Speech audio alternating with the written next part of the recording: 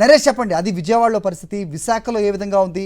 ఒకంత హ్యూమిడ్గా ఉంటుంది అని చెప్తుంటారు, బట్ బీచ్ ప్రాంతం కాబట్టి సాయంత్రంలో చల్లటి గాలులు ఉంటాయి. కానీ ఎలా ఉంది ప్రస్తుత పరిస్థితుల్లో? 40-45 డిగ్రీల వరకు ఉష్ణోగ్రత నమోదవుతున్న పరిస్థితి. ఏం చెప్తున్నారు వాతావరణ అధికారులు?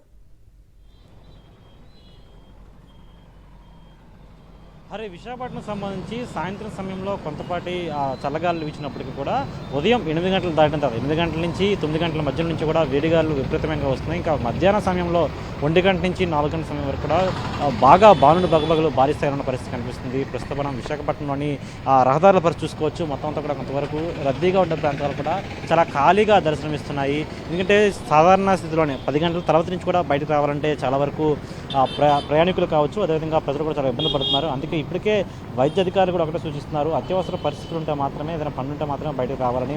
మిగిలిన ప్రాంతాలు ముఖ్యంగా దూర ప్రాంతాలకు ప్రయాణించేవారు కొంతవరకు చాలా వరకు కూడా తగిన జాగ్రత్త తీసుకోవాలని చెప్తున్నారు. మరోవైపు ఎండ తీవ్రత అనేది సరిగ్గా ఇప్పుడు మన సమయం చూసుకుంటే 1 గంట 30 నిమిషాలు, అదేవిధంగా 2 గంటల సమయానికి పూర్తిస్థాయిలో ఎండ వేడి అనేది చాలా ఎక్కువ ఉండడంతో శీతల పానీయాలు ఎక్కువ మంది తాగడానికి ఇష్టపడుతున్న పరిస్థితి కనిపిస్తుంది. రేపు జ్యూస్ సెంటర్లు కావచ్చు, అదేవిధంగా శీతల పానీయాలు సోడాలు తాగడానికి కూడా చాలా ఇష్టపడుతున్న పరిస్థితి కనిపిస్తుంది. ఎందుకంటే కొంతవరకు ఈ వేడి గాలులు రావడం వల్ల, అదేవిధంగా ఎండ తీవ్రత కూడా భారీ స్థాయిలో ఉండడంతో కూడా నోరంతా ఎండిపోవడంతో కూడా చాలా వరకు కూడా శీతల పానీయాలు తాగడానికి ఇష్టపడుతున్నారు. మరోవైపు ఎండ తీవ్రత సంబంధించి అంటే గత నెలలోనే చివరి వారం నుంచి కూడా ఇదే స్థితిలో ఉంది. ఇప్పుడు ప్రస్తుతం అయితే ప్రతిరోజు కూడా 40 డిగ్రీల నుంచి 45 డిగ్రీల వరకు కూడా మొత్తం అంతా సెల్సియస్ నమోదు పరిస్థితి కనిపిస్తుంది. ఉష్ణోగ్రత కూడా భారీ స్థాయిలో పెరుగుతున్నాయి.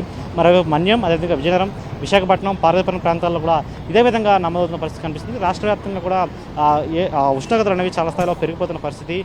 సాధారణంగా గత ఏడాదితో పోల్చుకుంటే ఏడాది 2% నుంచి 3% ఎక్కువే ఉష్ణోగ్రతలు నమోదవుతున్న పరిస్థితి. ఇలాంటి తరుణంలో వచ్చే నెల ఇంకా వేడిగాలు పెరిగే అవకాశం ఉందని వాతావరణ శాఖ అధికారులు చెప్తున్నారు. ఇలాంటి తరుణంలో ప్రతి ఒక్కరు తగిన జాగ్రత్త తీసుకోవాలని చెప్తున్న పరిస్థితి కనిపిస్తుంది. పూర్తిగా ముఖ్యంగా వయోవృద్ధులు కావచ్చు, మరోవైపు గర్భిణీ స్త్రీలు కానీ కేవలం అత్యవసర పనులుంటే మాత్రం బయటకు రావాలని, అదేవిధంగా ఎటువంటి పనులు ఉన్నా సరే ఉదయం 9 గంటల లోపు, అంటే చాలా వరకు వృద్ధులు కావచ్చు, అదేవిధంగా చాలామంది వాకింగ్ చేసే సమయాల్లో 6 నుంచి 7 ఆ ప్రాంతంలో చేయాలి. 8 గంటలు దాటిన తర్వాత 9 గంటల సమయంలో వాకింగ్ చేసినట్లయితే వడదెబ్బ తగిలే అవకాశం ఉంది. చాలా వరకు వడదెబ్బ కేసులు కూడా మనకి అక్కడక్కడ నమోదుతున్న పరిస్థితి. అదే వడదెబ్బ తగిలిన వెంటనే తగిన జాగ్రత్త తీసుకోవడం కూడా వైద్యాధికారులు చెప్తున్న పరిస్థితి కనిపిస్తుంది. ఓకే నరేష్, అది విశాఖలో పరిస్థితి.